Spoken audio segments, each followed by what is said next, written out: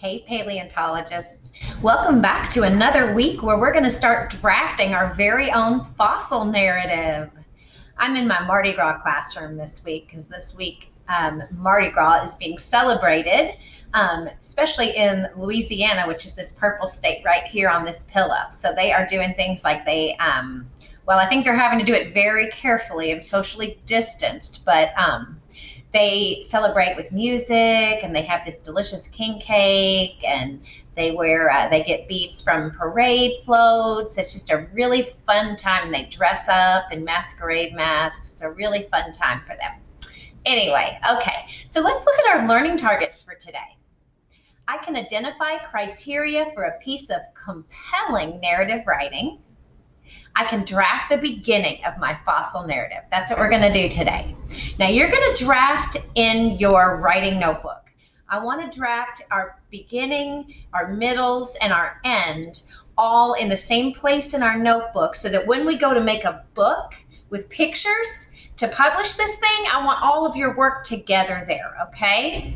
So we're going to use our notebook today, and then I want you to stay on the same page tomorrow when you begin drafting your middle, so that way all that writing stays together, because next week we're going to publish it into a book, okay?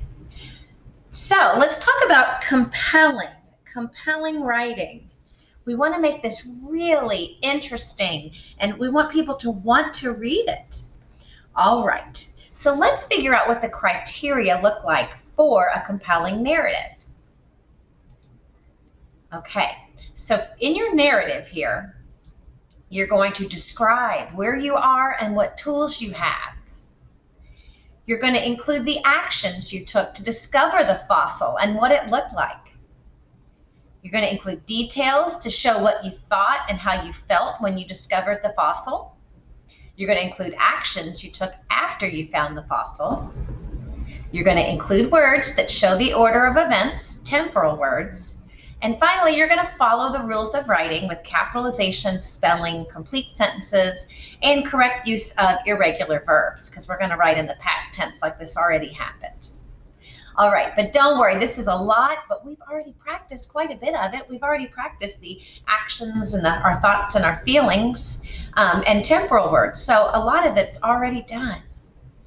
Okay, well, I'm going to share with you a story that I think you're going to recognize.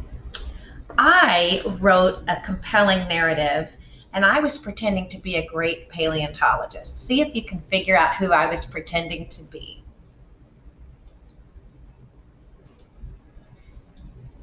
It was a beautiful day on the beach. I was with my dog. I had my hammer with me.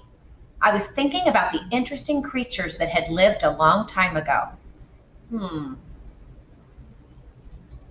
Suddenly, my dog ran away from me.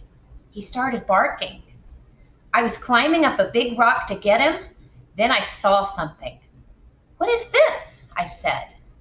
I used my hammer to scrape at the rock. It looked like a sea creature. It had a very big skull.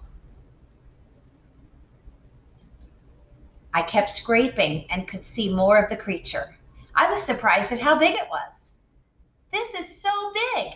I can't get this out by myself," I thought. At last, I decided to get some help. I ran fast to get the quarrymen. I told them to come help me get out the sea monster that I found. I couldn't wait to see what the creature looked like. Do you recognize this story? Yeah, I'm pretending to be Mary Anning, and I'm writing from her perspective. So you are going to be writing. You're not going to write Mary Anning's story. You're going to get to make up a new story, your own story of how you discovered a fossil because you're a paleontologist. All right, let's take a look here at my planner. In order to write this, I made a plan. And this is, like I said, I borrowed Mary Anning's story for this, but you're going to make up your own. So I had to say where I was in the beginning. We're going to establish the situation. Where were you? And I knew she was on the beach with her dog. And what tools did I have? I had a hammer with me. So today we're going to just focus on this beginning column. Now, let's listen to a couple different beginning examples, and I want you to decide which one you like better and why.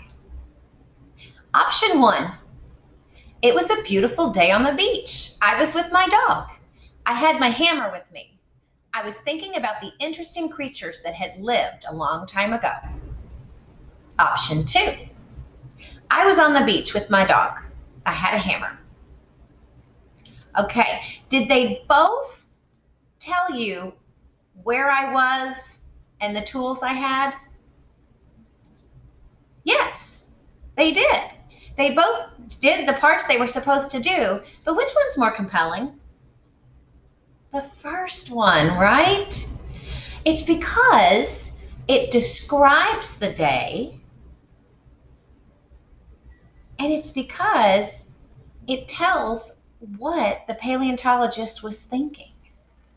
That's really the difference. You just told a little more. You gave us a little snippet of a thought you were having, and you described the day. Okay, so this is your job today. Today, you are going to draft your beginning. You are going to have, well, I think you're just going to see it here. I think I'm just going to have you write the sentences. I want you to tell me, where were you and what tools did you have? But I want you to make it interesting. So do like I did here, where I shared what the day looked like, or the scenery, the setting, what it looked like where I was, and say what you were thinking about maybe. Okay? Let me give you one more idea here. This is a chart that tells a lot about all the different tools that paleontologists might use. So when you're deciding today what tools you have with you, here are some examples, and here's what they're going to do. So maybe you have your drill with you. Maybe you have your jackhammer. Okay, think about where you are and what tools you might need depending on where you are. Are you on the side of a mountain that's made of rock? Because that might need a different kind of tool than if you are in a like sand and having to move some sand and grit away, or maybe you're in a tar pit. So you're going to have to decide where you are. Make sure you describe it, and then tell us something you're thinking in the beginning. All right, guys. So today you are drafting your beginning on a piece of paper. Let's look and see how many sentences the beginning was here for this author. 1, 2, 3, 4. Let's try. 4 is a good amount. Let's try and have at least 4 sentences. Okay? Do it on paper and send me a picture, and I'll see you back tomorrow.